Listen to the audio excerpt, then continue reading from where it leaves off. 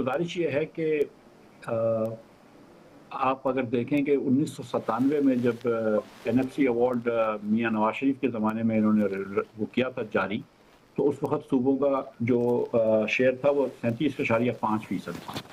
उसके बाद मुशर्रफ साहब के ज़माने में इसको बढ़ा के 43% कर दिया और फिर हर पहले साल 1% और उसके बाद हर साल 1.25% बढ़ाते रहे और वो 45 तक लेके गए या 47 तक लेके गए। और फिर उसके बाद अचानक इन्होंने 2009 में एनएफसी अवार्ड के अंदर 47 से बढ़ा के 57.5 कर दिया।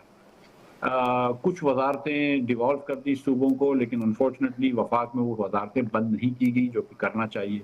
उसके बाद भी बिस्प बेनज़ीर भुट्टो साहिबा सॉरी के नाम पे जो शुरू हुई जो स्कीम पीपल्स पार्टी ने शुरू करी वो वफाक के अखराजात में डाल दिया, जबकि वो सूबों का काम है। हम ये चीज़ तो डिवॉल्व कर चुके हैं।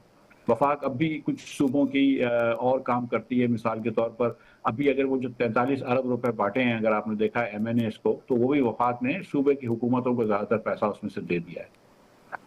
अब मसला ये है कि आप ये देखें कि हमारे पास हर साल वफाक में बहुत बड़ा डेफ़िसिट होता है और सूबों के पास हर साल सरप्लस होता है और हम दोनों को जोड़ लेते हैं तो भी मुल्क का एक बहुत बड़ा डेफ़िसिट होता है।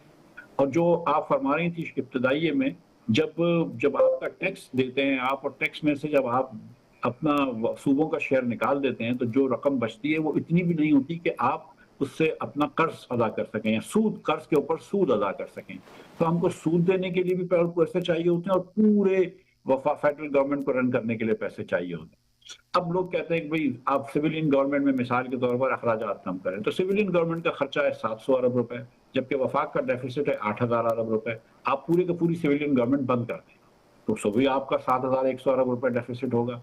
डिफेंस की आप बात करते हैं तो 3,000 अरब रुपए डिफेंस का खर्चा है। आप उसमें से 20-30% कटौती लगा दें, 20% कटौती लगा देंगे 600 अरब बच जाएंगे। फिर भी वफाक का जो है वो 5500 अरब रुपए खर्चा होगा। तो आपको रैशनलाइज करना पड़ेगा। अगर आपके पास इतनी जगह नहीं है, आपके पास इतने वसाइल नहीं हैं, तो आपको अपने वसाइल को रैशनलाइज करना होगा। ठीक